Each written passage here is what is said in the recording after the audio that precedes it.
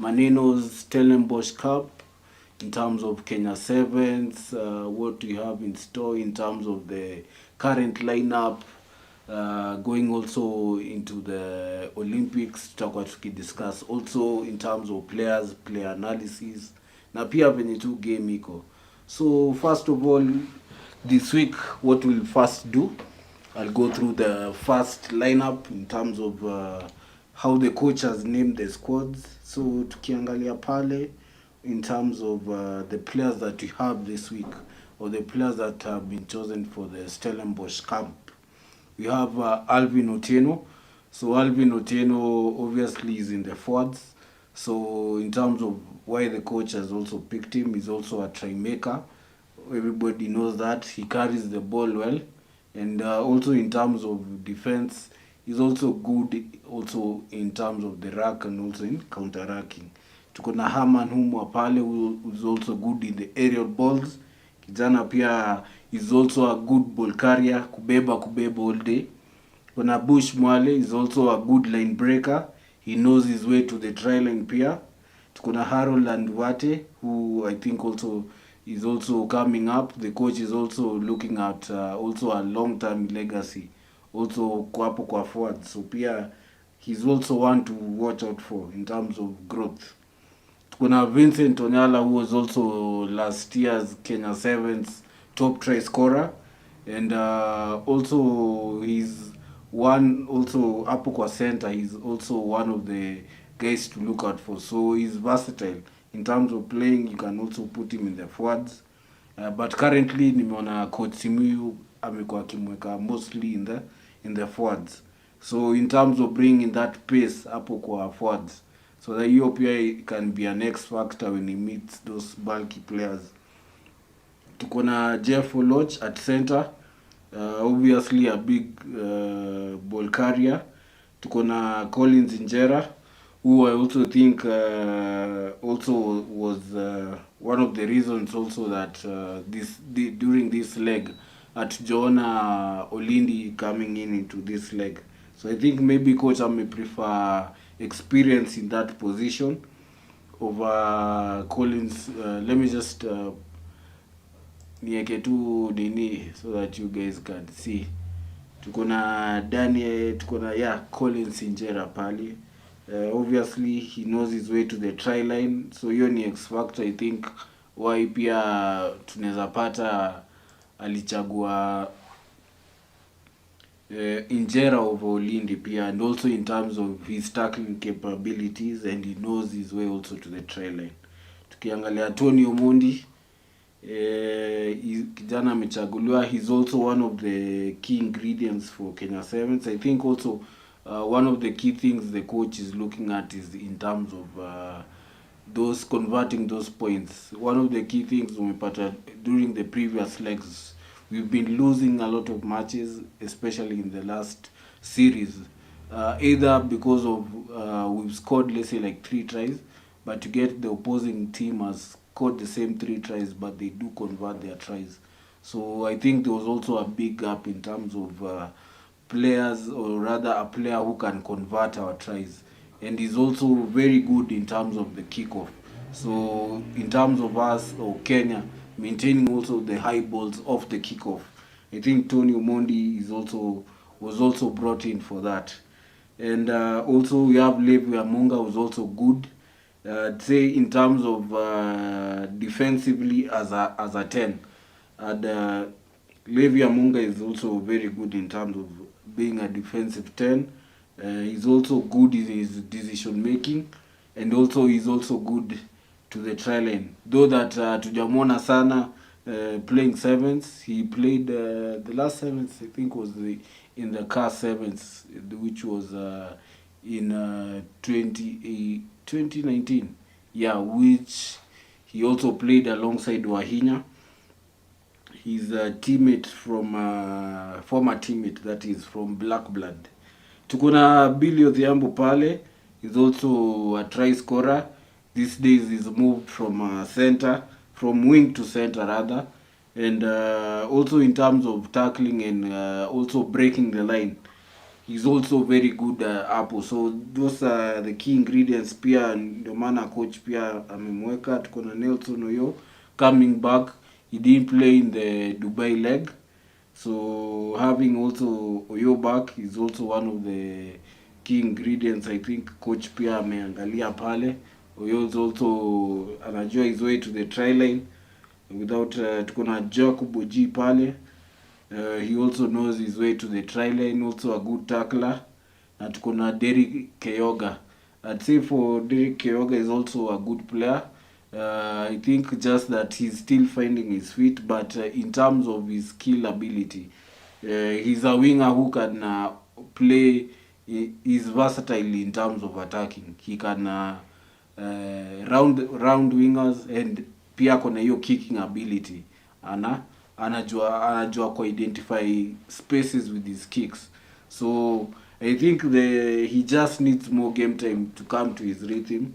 One thing that I do think that he needs is to add more bulkiness to his game, in terms of add more weight, add more strength. But he'll be, once he shapes on his physicality, I believe he'll be an all-round player.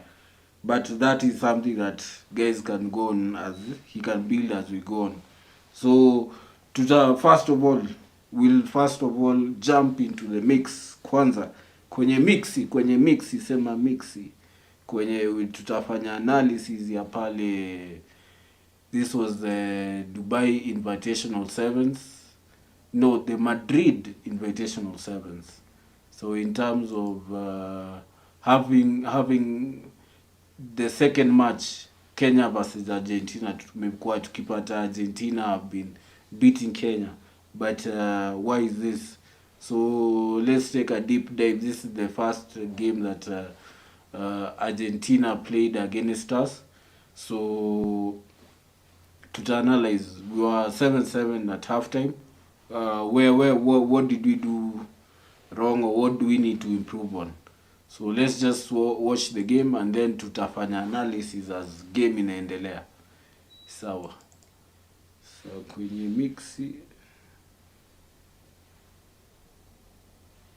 as it loads, yeah, feel free kutuma comments pale kama uko pale Facebooki, kwenye buki na face, tuma komenti zako. If you're also on YouTube pale unatuwatch live, tuma masalamu, ama unaweza interact na sisi, waambie mafans wasemaje. So as we go on, the first kickoff, this is the first kickoff. Let me just allow audio into the match. Y sigue el movimiento, la ofensiva de Kenia, lo que se nota, la lluvia. Ahora justamente recupera la pelota el equipo argentino, atacando ahora Rodrigo Echar. Se cae al suelo, se va a levantar, y atención que va a ser, sí, va a ser ensayo para Argentina. Rodrigo Echar, aprovechando un error de transmisión de mano que ahora lo vamos a ver mucho en los partidos por la humedad que hay en el campo de juego.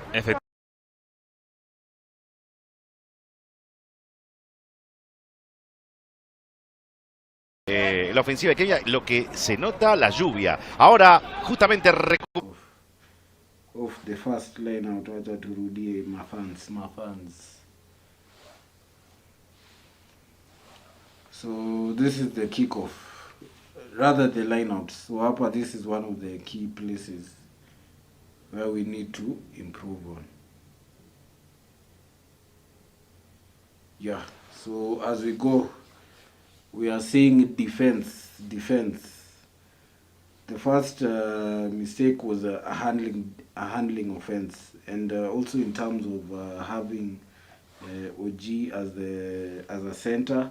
Okay, you go under pressure. So hapa, what could he have done? Hata tukiangalia defensive line yetu, how is it? Tumesha lose both, ama we are going to lose the ball. So yeah. So looking at our defensive pattern,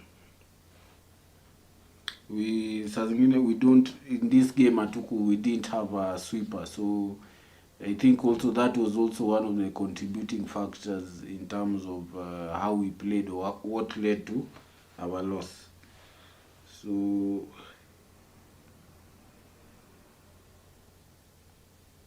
So yeah, and also the second mistake I think also was playing to the referee's call in terms of Keoga playing at 11. So he himself thought that player had stepped out.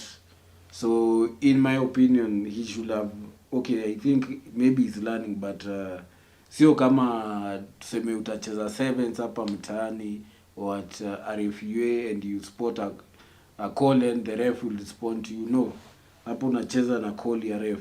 So hapo in terms of Kyoga, I think that you know one of the key things that he needs also to learn, playing to also to the ref's call, yeah? Watching our defense pia, and then that is also the second thing pia, and also which is, I'd say it's also kitu inatulemea pia hapo in terms of tackling high. Let's just rewind the selector and watch Oji's tackle as he went for the guy. Look at the tackle. He's going, he ameenda juu kabisa. So hiyo ni one of the key things. Most players, hata tuseme Kenya Sevens, most guys go high. So that is one of the biggest challenge ama one of the key things zenye tunafaa kuimprove on if we are going to the Olympics. First time tackles lazima zikuwe low na lazima guys commit. So yes, kick off. One of the major reasons tunaona pale mbona mavijana tulikuwa na challenge. Let's just watch again of that kick off. The positioning of the players and the positioning of the kick. Watching again the kickoff. Have your say. So the player, even in terms of venye amejiposition. And defense, tukiangalia defense. Hapa. Between Onyala and Olindi, tuko na big space pale katikati. Let's just see how they line up defensively. There's a big space in the middle. Tukiangalia hapa katikati, unaona Olindi yuko mbali. Angalia also there are two players down. Nani pekee ndio yuko juu? Anaitwaje? Omondi. So you have 3v1 because Onyala has gone for the tackle, two players have fallen. So let's just watch it as it unwinds. Yeah. So hapo, that was also one of the key things. Hapo I think we need to improve on. How do we shape up off the kickoff? Once we lose our ball off the kickoff, what do we do? What next? So fast forward kidogo, pale tuingie kwenye mixi. And what also are we doing good? So the ball is ours. 2 knock-ons. So pale kwenye comment, I'd like to see if anybody of you, any guys, if you have a comment, you guys can also throw it pale. Let's hear what you guys think. Also in terms of the lineup and us going to play in the Olympics, what is your choice? What do you think in terms of choice of players? How do you think it was? And going also into the South America leg. So hapa to go off our scrum down. We've lost our scrum down. So also pia in terms of defense. So pale, this is also one of the key things. How do we tumesimama aje off our scrum downs? Because that was also a key thing. How do we position? Kiangalia, it's an attacking scrum, but it's also in our 22. So I'd say tuko kwenye red zone, tuko pale kwenye red zone. So red zone pale in our 22, it's still an attacking scrum, but it's also a defensive scrum. So as a team, or as a playing unit, when you are creating, when you're trying to create that defensive setup, as you attack from your red zone, how do you put yourself, or how do the players stand? How do the players stand? Tukiangalia hapo, nani yuko is the only defender of the scrum. So in my opinion, hapo tungefaa kuwa na 2 players off the scrum. Just look at where Tabu is off the scrum. He's too far away from the scrum. So, and Meata there's only one defender who can only defend. So in terms of our positioning pale, let me just go back to the shots. You have Tabu, who's not deep. So in terms of, it was an attacking scrum, but amesimama too high. So from an attacking point of view, he's not also attacking the ball at space. So game live, loses ball. Sorry, pardon, that was Keyoga, not Tabu. So hapo kwenye 9 alikuwa ameattack kabla apate ball. So tuseme that's another mistake off the scrum. So hii game tunasema two mistakes. One of just basics. We'd say basics. Basics ndio some of the things that are costing us. So yeah, to put it into perspective, those are some of the things that need to be ironed out. Basics. How do you improve? Attacking off the scrum. To kwa 22, it's a red zone. Just watch. Only one defender off the scrum. So the 2 defenders, the winger and the center, should be nearer to the scrum. Another kickoff, Argentina ball.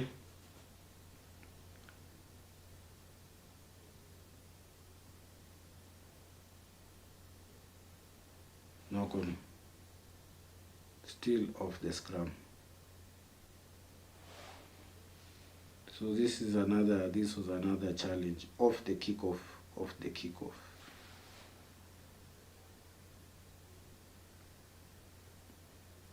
So one of the things Badu still need to learn. Pia once the guys have kicked off the kickoff, how do you position off the kickoff? Nani anasimama mbele, nani anasimama nyuma? Because ball tunaweza lose. And in this scenario, we clearly lost the ball, and there is nobody ahead of the ball. So a second mistake just off the kickoff, meaning we lost the kickoff twice in this game. That's in the second half. So in this game also, in terms of analysis, look at how many minutes we played in a half. We haven't gone out of our half to between the red zone and the orange zone. So yeah, it tells you a lot about the game, how when to make under pressure. Just look at it. So yeah, let's look at the game. Defensively, how we playing defensively, how we attacking.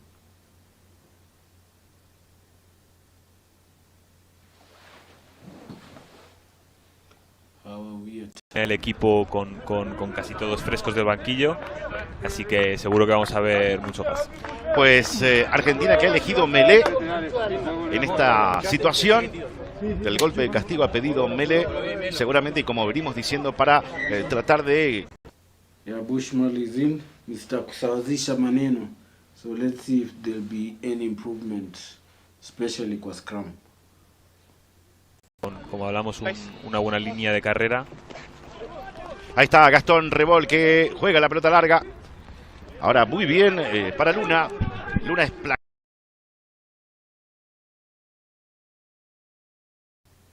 So tukiangalia off the scrum, how many people are in the breakdown?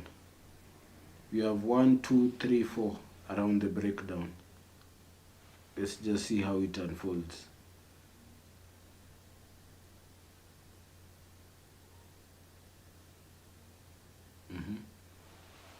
Good choice of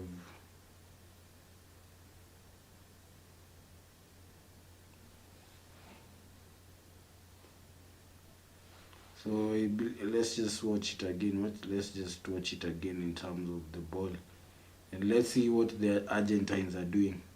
So the Argentines are rushing, and they know that we are good in terms of once the ball starts running wide, we have a bigger chance of breaking their gain lines. So what are they doing in this game? They are rushing. So just look at the ball and where the attacking defender is. So he's rushing up on the player. So to mitigate in terms of make an overlap on that side, as you clearly can see, but they are playing a rush defense. So let's just going forward.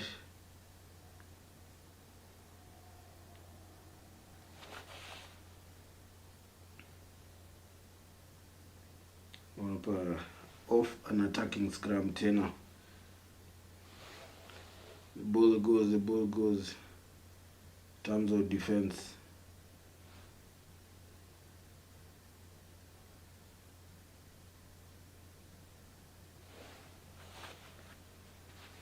Terms of defense. Va a entrar otra vez en el equipo argentino Ignacio Mendy, el que había cometido esa infracción es Rodrigo Echard. Gastón Rebol que elige, o creo que se va a ir Gastón Rebol, sí, el que se va es Gastón Rebol, que ha jugado casi todo el partido. Sí, 13 minutos si no me equivoco. Pues ahí mueve y saca la pelota el equipo de Kenia con una cruz. Bien, ahora cazado por la defensa argentina. Intenta darle ritmo el conjunto africano. Y ahora se viene a toda velocidad, pero ahora creo que Kenia se ha encontrado también con una Argentina bastante rápida. A la hora muy de bien plantada. Están cerrando los espacios los argentinos muy bien. A ver. Tienen muchos problemas de transmisión en el conjunto de Kenia. Ahora se va por afuera. Ahora qué bien. Ahora el jugador africano Omondi. Se cae Omondi, se levanta Omondi. Todos los equipos tendrán que tener muchísimo cuidado con la transmisión del balón, que ahora con la humedad es una lubina. Sí, veíamos que Kenia ha contrastado.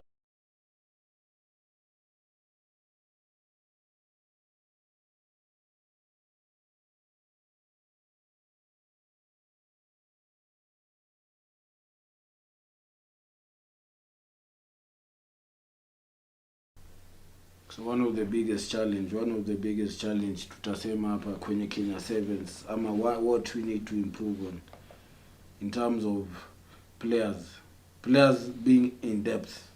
How many watu wangapi wame honeypot around the scrum? We have Onyala over there, we have Bush over there, we have we have Uji over there. We have like 1, 2, 3, 4, 5 players. So in terms of options, we don't have options attacking. So hata tukiwa na 2 people out wide, angalia decision making yetu, we don't stretch the defense. Angalia kwenye venye game itaendelea, no chance to stretch the defense. And how are we standing in attack-wise? Just look at the attack. How are we attacking, even as players? As players and as a team. We are talking about team basics. So just to see when it's an attack. We are very flat. Well, is that the best option? Anyway, wacha tuone.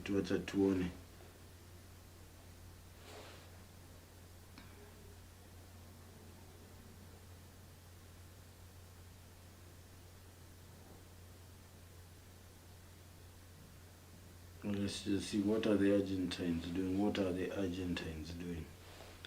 Let's go back to that play, to that series of play. Just look at our players in terms of how are people standing and how are we attacking. Where is everybody in terms of even the players standing? Do you think already tuko na 3 players hapo?